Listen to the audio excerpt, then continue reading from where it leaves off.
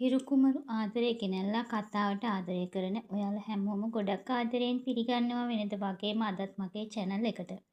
ඉතින් අදත් මගේ වීඩියෝ එක බලලා හොඳයි කියලා හිතනවා නම් මගේ channel එකට like කරන්න, comment කරන්න, share කරන්න, ඒ වගේම subscribe කරන්නත් අමතක කරන්න එපා කියලා ගොඩක් ආදරයෙන් ඉල්ලීමක් කරනවා.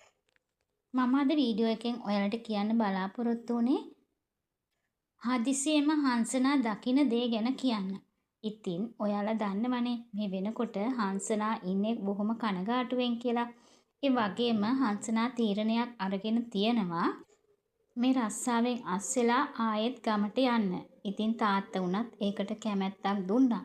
මොකද හංසනාගේ තීරණය තමයි අවසාන තීරණය කියලා තමයි හංසනාගේ තාත්තා කියන්නේ. ඉතින් ඒක නිසා ඔන්න හංසනා හිත හදාගෙන ඉවරයි නැවතත් ගමට යන්න. එහෙම හිතාගෙන තමයි හංසනා අස්සීමේ ලියුමත් ලියාගෙන හංසනාගේ ඔෆිස් එකට යන්නේ. ඉතින් ඒ යන අතරමඟදී වෙන සිද්ධියක් තමයි මම මේ ඔයාලට කියන්න හදන්නේ. මේ වෙද්දි ඔයාලා දන්නවනේ මේකලාගේ ගෝලයෝ දෙන්නා. ඒ දෙන්නා පොලිස් අත්අඩංගුවට පත් වුණා කියලා. ඊට පස්සේ ඉතින් එයාලට කිසිම සාක්ෂියක් නැති නිසාම මේ දෙන්නා නිදහස් වෙනවා කියන එකත් ඔයාලා දන්නවා. ඉතින් මෙන්න මේ විදියට පොලිසියෙන් නිදහස් වෙලා එන මේ ගෝලයෝ දෙන්නා පොලිසියට අහුවෙච්ච බවත් මේකලා දන්නවනේ. ඉතින් මේකලාට නම් පුදුම කේන්තියක් තමයි තිබුණේ මුන් දෙන්න ගැන. හැබැයි ඉතින් අනිවාර්යයෙන්ම දන්නවා මුන් දෙන්නා කවදාවත් මේකලා ගැන පොලිසියට කියන්නේ නෑ කියලා. ඒකත් එක්කම මේ දෙන්නා පොලිසියෙන් ආවට පස්සේ මේකලාට කියනවා අපි කිසිම දෙයක් කිව්වේ නෑ. අපි මේ පොලිසියේ ඉඳලා දැන් යන ගමන් කියලා. ඉතින් ඔන්න මේකලා අනිවාර්යයෙන්ම මේ මැරියෝ දෙන්නා ඒ කියන්නේ හංසනාව පැහැරගෙන ගියපු මේ ගෝලයෝ දෙන්නා මේකලාගේ ගෝලයෝ මේ දෙන්නා මුණ ගැහෙන්න අනිවාර්යෙන්ම මේකලා යනවා. ඉතින් ඒ ගිහිල්ලා මේකලා කියනවා මගේ ගැන කිසිම දෙයක් පොලිසියට කිව්වේ නැහැ නේද කියලා. ඉතින් ඊට පස්සේ මේකලා මේ වෙලාවේදී මේ ගෝලයෝ දෙන්නට සල්ලි දීලා ඇති වෙන්නම කොහෙට හරි ගිහින් ජීවත් වෙන්න කියලා.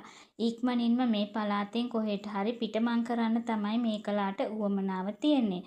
මොකද මේ දෙන්න ගැන දැන් දිනෙත් මින් උනත් හොඳටම දන්නවනේ. ඒක නිසා ඉතින් දිනෙත් මින්ගෙනුත් මේ වෙලාවේදී මොන වගේ තත්ත්වයක් උදා වේවිද කියලා හිතාගන්න අමාරුයි මේකලාට.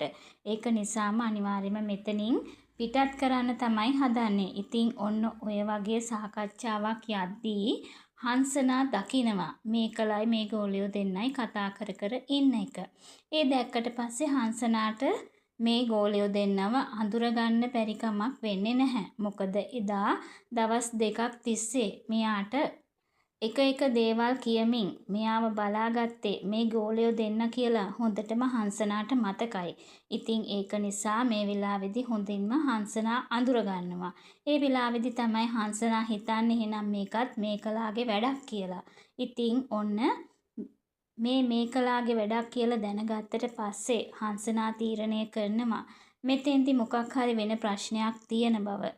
ඒකට දිනිත් මින් සර් මේ වගේ දෙයක් කීයටවත් කරන්නේ නෑ කියන එක ස්ථීරවම හංසනා තේරුම් ගන්නවා. ඒක නිසා හංසනා මේ වෙලාවේදී තීරණය වෙනස් කරයි කියලා අපිට හිතන්න පුළුවන්. ඉතින් මේ ගැන තවදුරටත් දැනගන්න රැඳිලා ඉන්න මගේ channel එකත් එක්ක කියලා ගොඩක් ආදරයෙන් ඉල්ලනවා. ඔයාලට සුබ දවසක්.